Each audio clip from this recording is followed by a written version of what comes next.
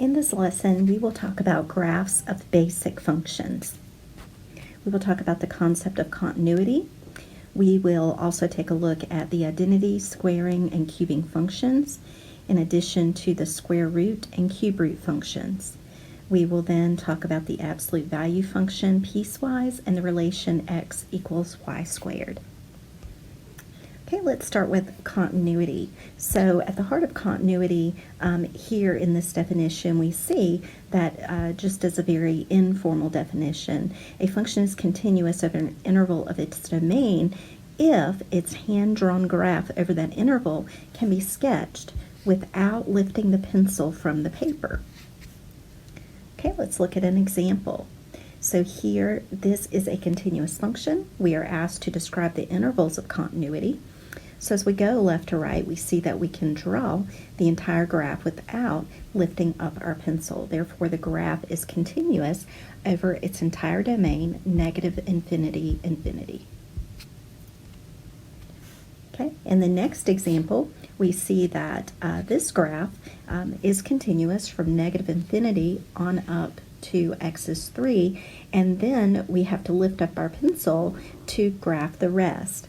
So we have there a point of removable discontinuity, and our intervals of continuity would be negative infinity to 3, union that with 3 infinity.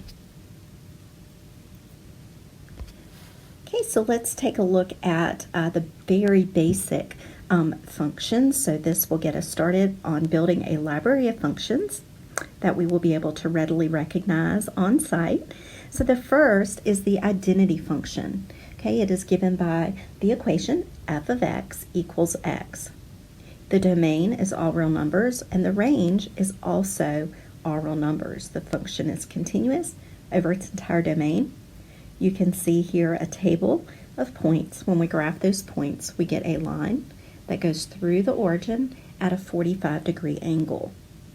The function is increasing on its entire domain and continuous over its entire domain.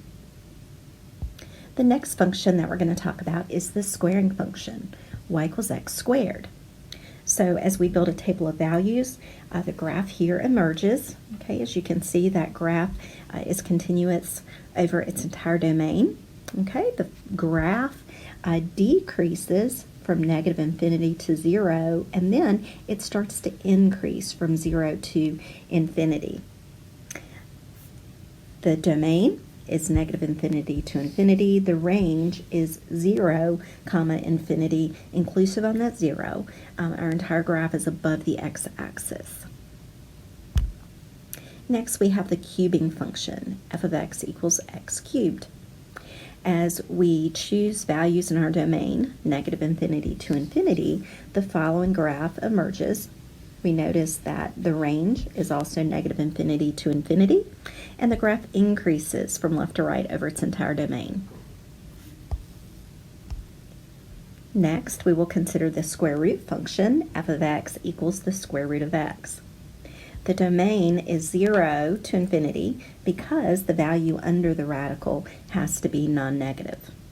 So we start our table at 0 and we pick values conveniently so that our y's come out to be integer values. So here, as we plot our points, our domain starts at 0, continues infinitely. The graph increases over its entire domain and is continuous over its entire domain. The graph is entirely above the x-axis, so therefore the range would be 0 to infinity. Now we come across the cube root function. The cube root of x is given here by this graph. We see that the graph is continuous over its entire domain, and it's increasing over its entire domain. The domain and the range are both all real numbers. And finally, the last function that we're going to consider here is the absolute value function, f of x equals the absolute value of x. The domain is all real numbers, right, because we can substitute any value in for x, and what we're going to get back when we take the absolute value of those values are non-negative numbers, 0 to infinity. So as we build a table and construct our graph, we notice that this graph emerges. It is a continuous function over its entire domain. Okay, in terms of increasing, decreasing, and constant, the graph decreases from negative infinity to 0, and then the graph starts to increase. The absolute value function is what we call a piecewise defined function. And so we could also write this function, express it as f of x equals x for x is greater than or equal to 0. And it's the opposite of x when x is less than 0. We can confirm that on our graph because we see here that the line y equals x is true for all values to the right of 0, right? So we're taking the line y equals x and we're only considering the piece of it to the right of 0, hence piecewise defined function. Okay, the other piece of the graph is y equals negative x, okay?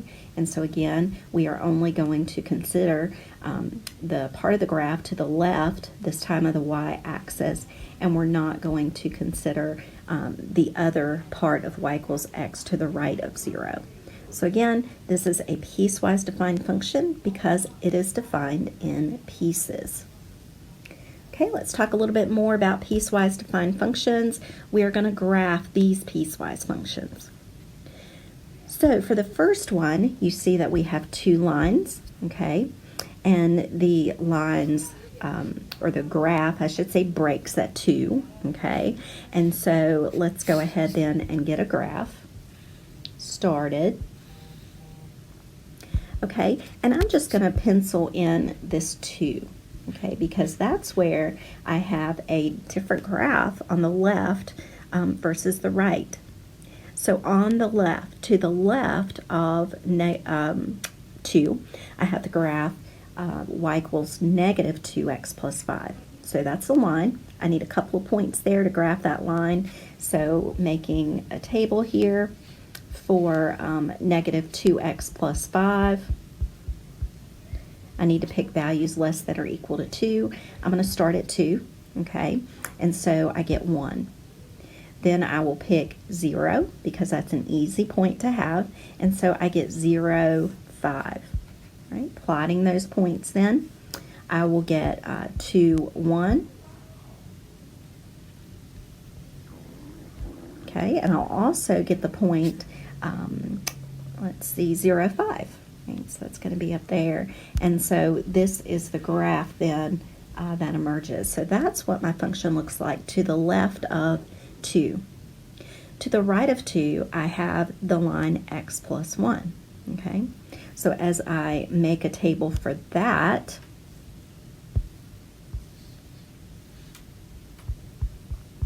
I'm going to choose values to the right of 2. Now we want to see what's happening at 2.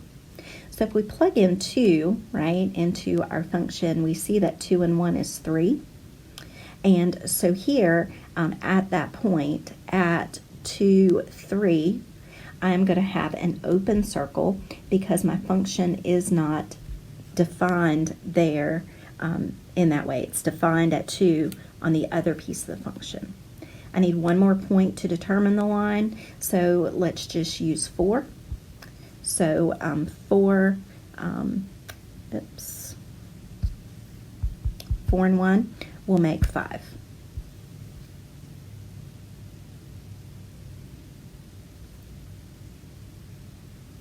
Okay, so we have 4, 5.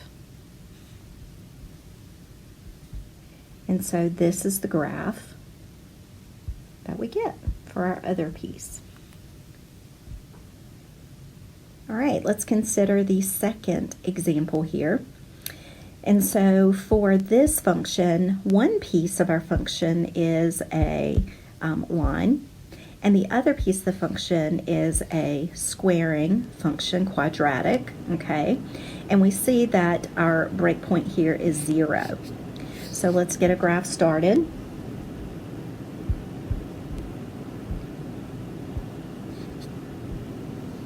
Okay, so it breaks to the left and right of the y-axis. So I'm going to make a table here, and I'll see that 2x plus 3 Okay, at 0 is 3. Okay, so 0, 3 is on my graph. I'm going to fill in that circle because of the equality on the 0. I need one more point to graph that line, so I'll pick the point -1. Again, I have to pick values less than or equal to 0, so plugging -1, I get 1. So -1, 1. Okay, and this graph emerges. Okay, now let's take a look at our other function, -x² plus 3. So we're going to take a look at what happens at 0. So at 0, my function is 3. So that overlaps with our other graph. So if we were to, plot that as an open circle, again, we see that it overlaps with the first piece of our function. All right, and we need here a couple more points, right, to really feel sure about what our curve is doing. Okay, so we're going to pick values to the right of 0. If we pick 1, we have the point 1, 2. Okay, and then if we choose, let's say, 3, okay, so 3, and we plug that into our function, we have -9 and 3, which is -6. So, here we have our graph. It's a quadratic. So you see here it's not linear. It is quadratic. Okay, and the last thing we're going to take a look at is a relation. It's not a function. It does not pass the vertical line test. Okay, and we're going to make a table. We see here that when we plot our points, this graph emerges. Okay. And so, again, this is a relation. This is not a function. The domain is 0, infinity, because the graph is to the right of the y-axis, and the range is all real numbers.